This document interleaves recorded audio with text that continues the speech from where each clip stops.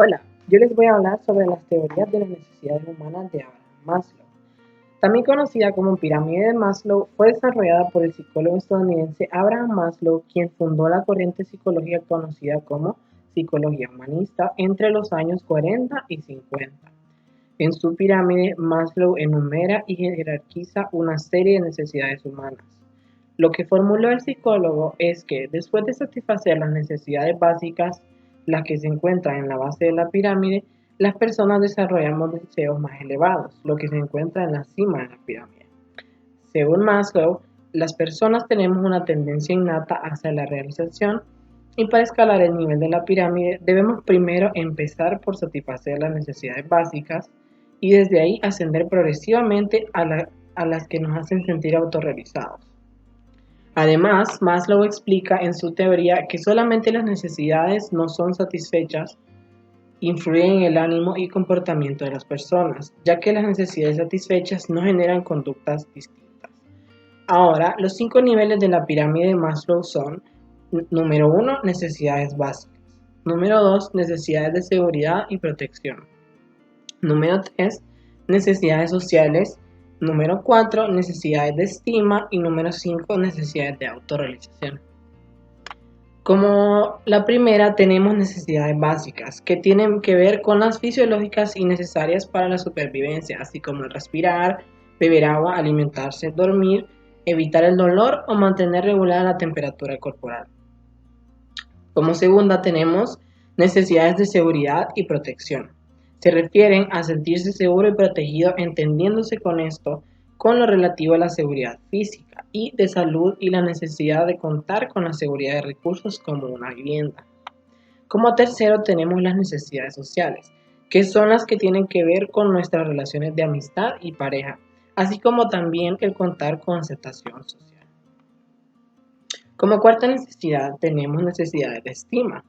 La estima alta tiene que ver con la necesidad del respeto a uno mismo, incluyendo sentimientos tales como confianza, independencia, logros y libertad. Como último, y la estima de la pirámide, tenemos la autorrealización, que tiene que ver con la necesidad psicológica más elevada del ser humano. Según Maslow, al satisfacer esta necesidad es que la persona encuentra una justificación o un sentido válido a la vida. Se llega a esta cuando todos los niveles anteriores han sido alcanzados y completados al menos hasta cierto punto.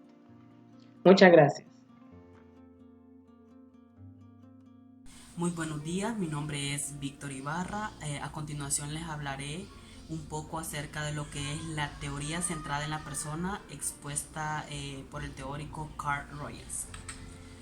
Carl Rogers creía que todos los seres humanos los motiva un proceso dirigido al crecimiento, al cual denominó tendencia a la realización. ¿Y qué es esto de la tendencia a la realización? Es todo lo que nosotros queremos ser en un futuro. En mi caso, pues ya me veo como un profesional de la salud mental, ganando mi sueldo para poder suplir mis necesidades. Él también lo asociaba con las motivaciones biológicas, como el hambre, la sed. Que influyen en la tendencia a la realización, al igual que las motivaciones humanas. ¿Y por qué el hambre y la sed? Pues como seres humanos necesitamos comer y beber agua para poder vivir. Y de motivaciones humanas como algunas palabras que nos digan seguir adelante, vos podés, son aspectos de la vida que le ocurren a uno, ¿va? En cuanto a una circunstancia, palabras de ánimo que nos den nuestros papás, nuestros amigos, etcétera. Una persona plenamente funcional dice que es una persona que presta atención al proceso de valoración orgánica, o sea, que cree en sí misma, es autorizada o plenamente funcional.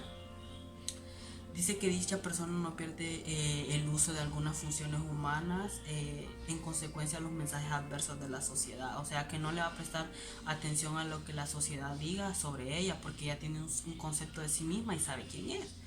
Algunas características pueden interpretarse como signos de salud mental, como la apertura a la experiencia. Una persona plenamente funcional va a tener más apertura a la experiencia, pues ya está formada, ya se ha preparado para algo, ya ha trabajado, entonces va a tener más experiencias en cuanto a un trabajo y para su vida.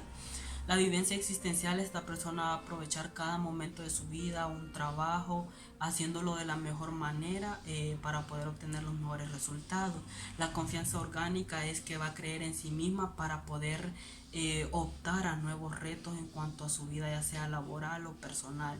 La experiencia de libertad, esta persona va a poder ser capaz de poder tomar sus propias decisiones, sabiendo cuáles van a ser sus ventajas y desventajas para su vida. Y creatividad, pues esta persona va a dejar de ver el pasado y va a vivir su vida de una manera más creativa, aprovechando cada momento, aprendiendo y dejando de un lado lo que la gente diga. También nos habla del sí mismo, Carl Rogers. Buena parte del crecimiento de la personalidad, incluso el que tiene lugar en la terapia, implica cambios en el sí mismo. Nos habla del sí mismo ideal, que es lo que nosotros pretendemos ser, eh, cómo nos vemos en el futuro, quién soy yo, eh, soy un profesional, me veo como tal persona. Incluso podemos llegar a pretender serlo, nos dice Carl Rogers. El sí mismo real es quién somos ahora y en este momento, quién soy yo. También nos habla de una congruencia, que es un equilibrio entre lo que ocurre, lo que se expresa y lo que se siente. A diferencia, la incongruencia es un desequilibrio entre el sí mismo real y el sí mismo ideal. ¿Cómo así? Podemos llegar a un conflicto en cuanto pretendo ser tal persona, pero no soy tal persona. Y también es ese desequilibrio entre lo que ocurre, lo que se expresa y lo que se siente. La terapia centrada en la persona. Rogers consideraba que la terapia es una experiencia que puede ayudar a la gente a reconectarse con sus procesos de valoración orgánica. ¿En qué consiste? Pues la persona más que nadie se conoce, así que Carl Rogers dice que ella es el individuo más adecuado para dirigir su propia terapia. ¿Qué debe demostrar el terapeuta? 3 características muy esenciales. Debe de ser empático, es decir, ponerse en la situación de la persona. Debe de tener un aspecto positivo incondicional y debe de poseer una congruencia. Los resultados de la psicoterapia van a ser plenamente muy positivos si se toman en cuenta estas 3 características que acabo de mencionar. Los grupos de encuentro. Dice que iniciaba sus grupos con escasa estructura. Dice a menudo con algo tan simple como la afirmación. Aquí estamos, podemos hacer de esta experiencia de grupo exactamente lo que deseemos. Claramente, si nosotros nos proponemos lograr aspectos buenos para nuestra vida, los vamos a obtener. Si somos positivos, vamos a obtener las mejores prácticas para nuestra vida. Pero si somos pesimistas, pues los resultados no van a ser los más favorables. Él nos habla de algunas aplicaciones.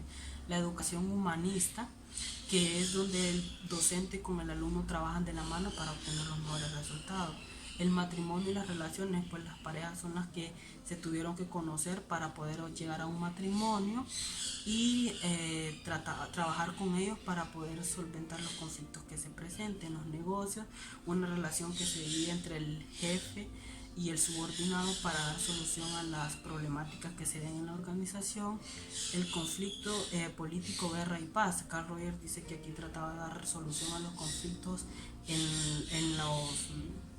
en las reuniones para dar soluciones o las mejores respuestas a la sociedad.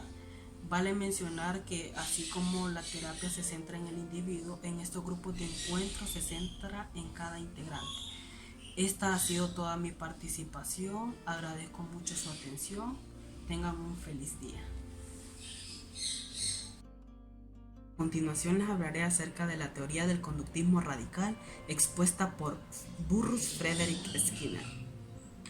Como una pequeña biografía, tenemos que Skinner nació el 20 de marzo de 1904 en la ciudad ferroviaria de Susquehanna, Pensilvania.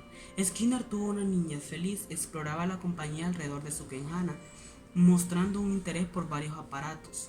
Estos incluían un aparato, dice, que separaba las fresas maduras de las verdes, y también llegó a inventar lo que era un aparato que le permitía recordar el hecho de colgar su pijama.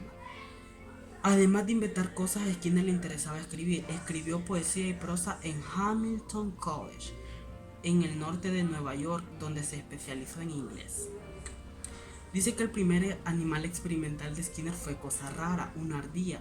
pronto cambió a lo que son las ratas de laboratorio e investigó el aprendizaje en el nuevo aparato que había inventado, o sea, al que luego Hooke llamó la caja de Skinner, que era un aparato donde él podía observar la conducta que tenía ese animal de acuerdo a algún estímulo externo. También él logró entrenar palomas para guiar misiles en la Segunda Guerra Mundial. Este proyecto fue muy efectivo, lastimosamente no se puso en práctica, ya que las personas en ese momento se interesaron más por lo que era el desarrollo de la bomba atómica. El conductismo radical. Dice que Skinner propuso una teoría de la conducta basada en los principios del reforzamiento. Esta teoría lo que hace es que a través del reforzamiento se trata de que esa conducta sea más fuerte, como su nombre lo dice, ¿verdad? En el que podemos llegar a hacer un cambio en esa conducta del individuo para que éste pueda obtener mejores resultados en su vida. El contexto evolutivo de la conducta operante. Los seres humanos somos adaptables, claramente. Si nosotros somos movidos a algún lugar diferente de nuestro país, ya sea por las necesidades, tenemos que aprender a adaptarnos, a convivir con ese nuevo entorno, a ser amigos, para que de esta forma podamos desarrollarnos de una manera adecuada, como todo ser social.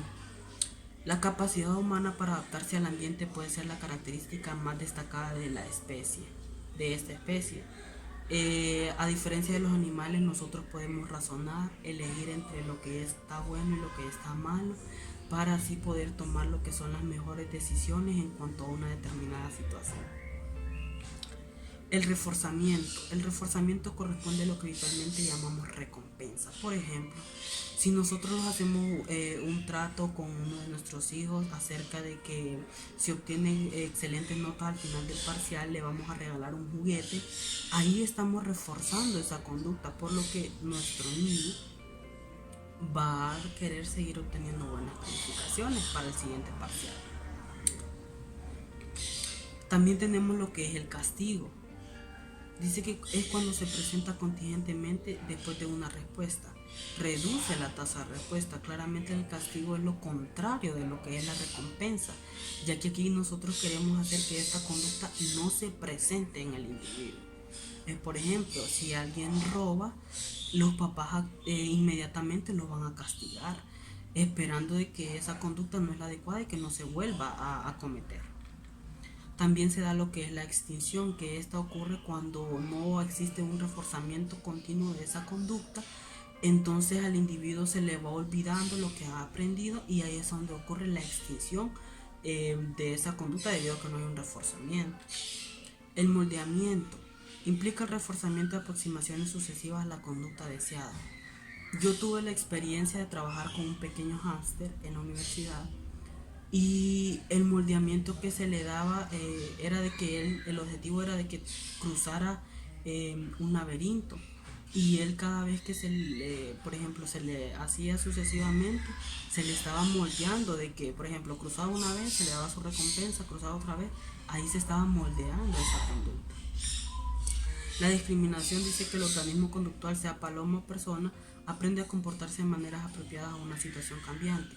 Aquí en este concepto de discriminación hablamos de que, por ejemplo, si una persona va conduciendo a alta velocidad por una autopista y ve a un policía de tránsito, este va a reducir esa velocidad debido a que sabe las consecuencias a las que se puede obtener de acuerdo a ir conduciendo a alta velocidad. La generalización, este concepto se refiere, por ejemplo, si a un niño lo muerde un perro, debemos de tener en cuenta que este va a generalizar un temor, ya sea a los perros debido a la mordedura que le haya causado un determinado animal, ¿verdad? Tenemos lo que son los programas de reforzamiento. Tenemos el reforzamiento continuo, que este es cuando, por ejemplo, el individuo hace una buena conducta y le damos su recompensa, ya sea un confite, un buen plato de comida, un juguete o algo que lo incentive más. Entonces, si este individuo está haciendo una conducta adecuada constantemente, se le va a estar dando constantemente una recompensa y ese reforzamiento va a ser continuo. También se puede dar lo que es un reforzamiento parcial, que por ejemplo se da, el individuo tuvo una buena conducta, se le dio un reforzamiento, el individuo tuvo una mala conducta o una conducta inadecuada, no va a existir un reforzamiento. Entonces ahí podemos observar que el reforzamiento va a ser parcial. También tenemos los programas de razón, y ese se divide en programas de razón fija y los programas de razón variable. Los programas de razón fija, el reforzamiento se obtiene después de un número fijo de respuestas. Por ejemplo, los trabajadores de una maquila, después de haber producido una cierta cantidad de camisas, van a obtener un reforzamiento de acuerdo a esa producción, o sea, el salario. En los programas de razón variable dice que se entrega después de un número variable de respuestas. Por ejemplo, las personas que compran la loto no siempre van a tener fijo el hecho de que van a poder ganar. Es por decirlo una oportunidad de 1 millón en cuanto a un gane. Entonces a esto se refiere el programa de razón variable, porque va a variar, pues. Ese reforzamiento no va a estar siempre presente, o sea, es una casualidad de que alguien pueda ganar. Y en los programas de intervalo fijo, por ejemplo, estos ocurren después de un tiempo fijo. Por ejemplo, cuando nosotros hacemos un examen y nos va a ir bien, después nos vamos a obtener la nota de acuerdo a si nosotros pues estudiamos o no. Y en los programas de intervalo variable se refiere, dice que la respuesta correcta se refuerza después de periodos variables de tiempo. Por ejemplo, en un juego de fútbol, si alguien anota un gol y después anota otro, entienden que después de ese tiempo se va a dar un reforzamiento, o sea, el gane del juego. Y dentro de la terapia nos dice que la terapia conductual ofrece un tratamiento eficaz para una variedad de problemas. Claramente el hecho de reforzar una conducta adecuada puede ayudar mucho a lo que es un individuo a cambiar su forma de ver las cosas de la vida y saber de que cuando uno hace una determinada práctica, pues para eso vivimos, ¿no? Todos trabajamos para obtener un reforzamiento, un salario y suplir lo que es nuestras necesidades. Dice que el primer paso es hacer un análisis funcional de la conducta que va a modificarse. Y en segundo se planea la intervención. Si la conducta ocurre en algunas situaciones pero no en otras, puede ser posible cambiar la conducta controlando la situación, dando un reforzamiento de acuerdo a la conducta que se realizó o interviniendo con un castigo y así lograr la extinción de esa conducta que no es la idónea. Hola, mi nombre es Mónica Lara. Yo les voy a hablar un poco sobre la vida de Albert Bandura y sus aportes a la psicología. Albert Bandura es un psicólogo canadiense que nació el 4 de diciembre de 1925. Él nace en Alberta, Canadá. Él es el hijo menor con 5 hermanas. Viven en un pueblo de Alberta donde hubieron ciertas limitantes en cuanto a la educación porque habían bastantes necesidades. Pero esto no fue una limitación para Albert, ya que él siempre buscaba maneras de ampliar su conocimiento y siempre tuvo el apoyo de sus papás. Eso le ayuda bastante a él para seguir ampliando su conocimiento y buscando maneras para seguir aprendiendo. Albert ingresa a la universidad y es ahí a donde él toma un curso de psicología y ahí es donde él se enamora de la psicología y se gradúa en 3 años en la University of British Columbia, y luego en la Universidad de Iowa él saca su maestría y su doctorado en 1952. Albert Bandura se enfoca bastante en la psicología y la psicología de conducta y la psicología de aprendizaje, muchas cosas en las cuales él aporta sobre nuestra conducta, nuestro aprendizaje y cómo nosotros aprendemos. Entonces, según Bandura, existe el aprendizaje observacional o el aprendizaje modelado. Esto es contrario a la tradición skinneriana, ya que habla sobre el reforzamiento inmediato de la respuesta. Pero Bandura más bien nos explica cómo el aprendizaje se adquiere a través de las respuestas y se adquiere a través del ejemplo, y como yo observo y puedo ver que una persona está siendo castigada, no significa que yo tenga que atravesar ese castigo, sino que yo lo veo, yo aprendo, ok, yo no tengo que hacer eso. Y eso lo vemos bastante en los niños, ¿verdad? Cuando ellos ven que otra persona está siendo castigada por las mismas, tal vez las mismas acciones que ellos están haciendo, es como, ok, mejor paro de hacerlo porque pues yo también voy a recibir ese castigo.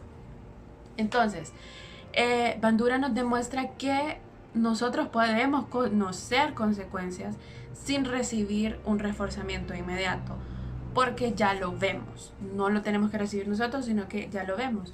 Entonces hubo una investigación que hizo él con niños a través de 3 a 5 años, si no estoy equivocada, y fueron tres grupos que vieron a una persona siendo agresiva con un objeto. El primer grupo, la persona no tuvo consecuencias. En el segundo grupo, la persona tuvo una condición y tuvo un modelo de castigo. Y en la tercera, la persona más bien fue compensado. Y como todos habían prognosticado, existió menos imitación de la conducta de la persona que fue castigada. Porque los niños vieron, no, porque yo estoy viendo que lo están castigando, yo no quiero ser castigado, entonces no lo voy a hacer. Y en los otros, como no tuvo un reforzamiento en el momento, fue como, ok, solo vimos eso y no tuvo ninguna repercusión en cuanto a ellos. Este modelado también existe en la adultez, usualmente utilizado en la psicología industrial para las aportaciones laborales. Es como una motivación, ya que nosotros podemos ir aprendiendo las cosas de manera positiva en nuestro trabajo y nos motivan a ser mejor y nos motivan a seguir buscando cómo mejorar nosotros en el ámbito laboral, ya que eso va a tener unas recompensas positivas y eso ayuda para nuestro comportamiento dentro de la sociedad. El proceso de aprendizaje que nos demuestra Bandura se basa en ciertos ítems que son estos: observar la conducta, recordarla, ser capaz de imitarlas y estar motivados para hacerlas. En la primera, que es el proceso de atención, es a donde el sujeto presta atención. Esto no puede ocurrir, el aprendizaje no puede ocurrir si la persona no está poniendo atención, obviamente. Las variables son sus capacidades sensoriales, su nivel de excitación, si tiene motivación, y su disposición perceptual, y el reforzamiento a priori, que influyen en la atención que tiene el observador. El segundo es el proceso de retención.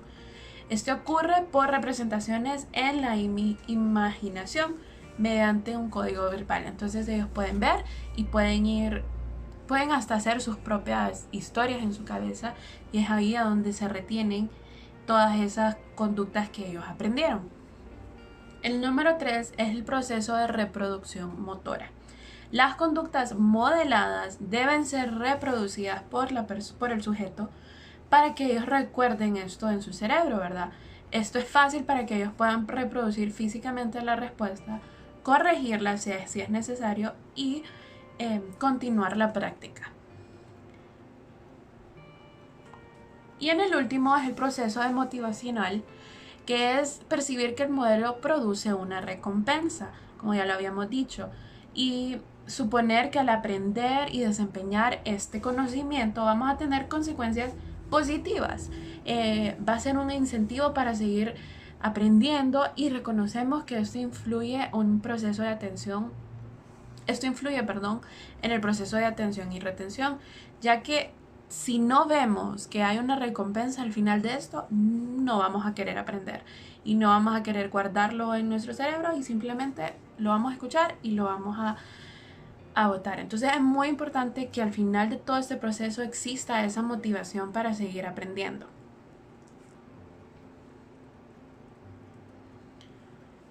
Al final, Bandura también nos define un concepto que se llama determinismo recíproco. Ese reconoce que la persona, el ambiente y la conducta influyen todas juntas. Es como un triángulo relacional. En el determinismo, el ambiente no solo es la causa de la conducta, también en el comportamiento. La personalidad influye en diferentes situaciones y de manera diferente, porque ya eso es algo que nosotros tenemos cada uno como individuo. Y por eso todas estas es como fluyen entre sí como un triángulo, ¿verdad? Son recíprocas porque nos da una comprensión completa de la personalidad y la correlación entre la situación, la personalidad y la conducta. El conocimiento de esto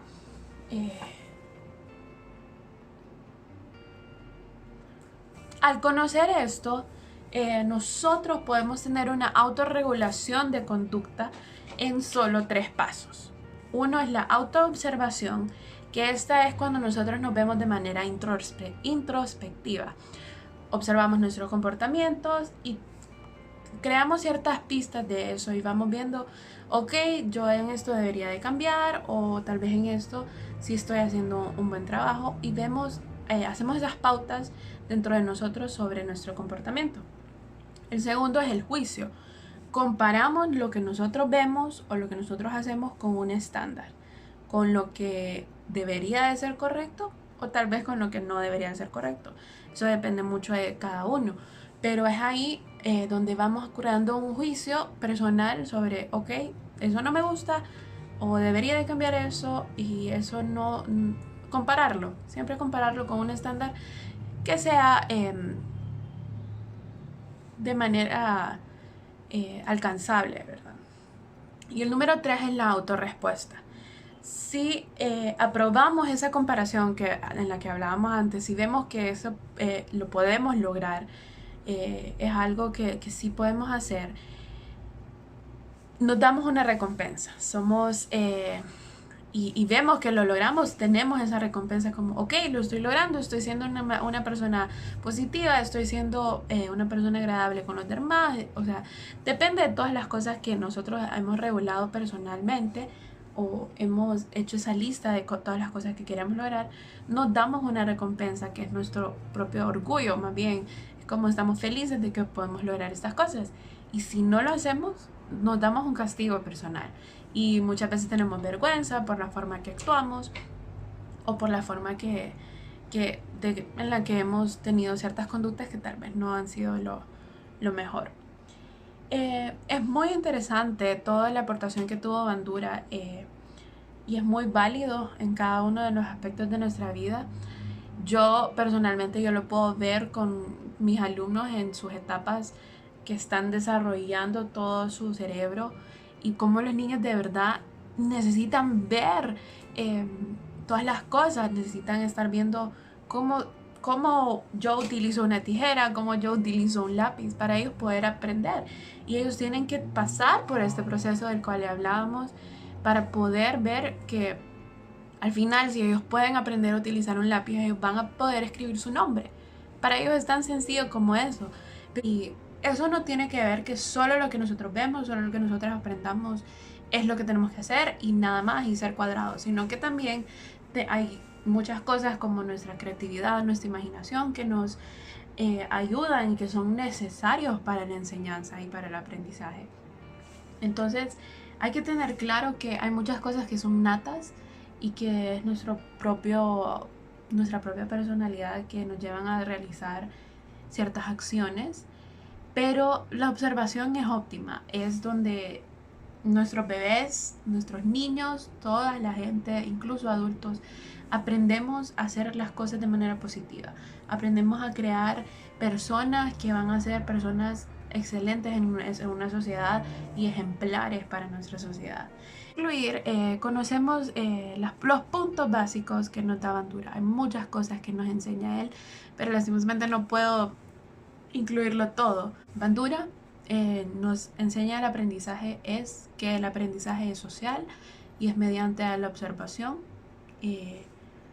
con una recompensa tal vez no inmediata, pero una recompensa aprendida. Y también que el modelado es el comienzo del proceso del aprendizaje y que el proceso del aprendizaje tiene sus pasos concisos y muy prácticos, y que el proceso del determinismo recíproco nos ayuda a hacer una introspección sobre nuestra relación como persona, el ambiente de nuestra conducta y cómo nosotros mismos creamos una recompensa o un castigo para nosotros mismos. Espero que les haya ayudado un poco este video sobre Albert Bandura. Son puntos muy básicos, hay tantas cosas que podemos hablar sobre él, pero espero que hayan aprendido un poco. Gracias por toda su atención. George A. Kelly nació en 1905 en una granja de Perth, Kansas, en Estados Unidos. Es un hijo único en una familia encabezada por un ministro presbiteriano. Primero que todo, estudió ingeniería y luego se cambió a la educación, obteniendo su grado en la Universidad de Edimburgo en Escocia en 1930. Al leer por primera vez a Freud, le produjo un sentimiento creciente de incredulidad de que alguien pudiera escribir semejante disparate, mucho menos publicarlo.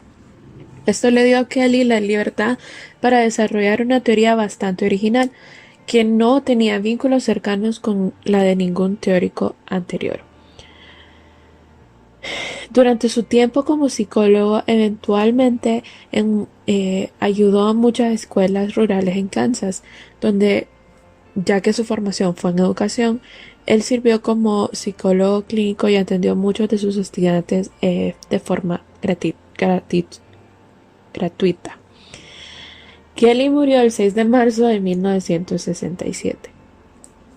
Kelly nos da la teoría de la personalidad que hace hincapié en los pensamientos de cada individuo. Se concentra en la personalidad individual más que en la de una situación o la de un aprendizaje social. Es ahí donde Kelly nos desarrolla la metáfora de la personalidad que describe al ser humano como un científico, que este es el alternativismo constructivo. Así como un científico utiliza las teorías para plantear observaciones, una persona también recurre a los constructos personales para predecir lo que sucederá en la vida. La persona como científico encuentra las predicciones no siempre son confirmadas por la experiencia y en ocasiones debe revisar estos conceptos personales. Esta es entonces la metáfora del hombre científico. Kelly nos propuso una motivación, una fuerza que puede motivar a la persona. Es decir, no fue necesaria la teoría motivacional, ningún concepto similar a la de Freud o a la recompensa de los teóricos de aprendizaje. La persona ya está activa y la dirección de la actividad la determinan las formas en las cuales esta persona anticipa los eventos. De esta forma se adapta activamente al camino orientado siempre al futuro. Kelly también nos da los corolarios, y estos corolarios son básicamente los diferentes constructos de donde nosotros nos podemos guiar. Para comenzar, tenemos el corolario de la individualidad, que es donde plantea que las personas diferentes utilizan constructos diferentes. El corolario de la gente común: si bien cada persona es única, existe algunas semejanzas de un individuo a otro individuo. El corolario de la sociabilidad es la medida en que una persona construye los procesos de construcción de otra. Puede participar en proceso social que involucre a otra persona. El corolario de la dicotomía es cuando la persona afirma que los constructos siempre son bipolares. El sistema de constructos de una persona está compuesto por un número infinito de constructos dicótomos. Eso es decir, como feliz, triste, arriba, abajo, todos son contradictorios. El corolario de la organización es cuando una persona posee muchos constructos y debe tener una forma de elegir él o los que van a ser relevantes para anticipar varios eventos. El corolario de la fragmentación es una persona puede emplear con éxito una variedad de subsistemas de construcción que son inferencialmente incompatibles entre sí. El corolario del rango es cualquier constructo tiene una sola utilidad limitada. Este constructo es la declaración de que un constructo solo se aplica en algunos eventos y no en todos. El corolario de la construcción es cuando una persona anticipa eventos al reconstruir sus réplicas. El corolario de la experiencia es el sistema de construcción de una persona varía a medida que construye sucesivamente las réplicas de los eventos, es decir, la persona cambia cada vez que tiene una experiencia nueva. El corolario de la elección afirma que la gente elige el polo de constructo que promete mayor posibilidad de ampliar y definir el sistema de constructos. Y el corolario de la modulación es la variación de sistemas de construcción de una persona está limitada por la permeabilidad de cada constructo.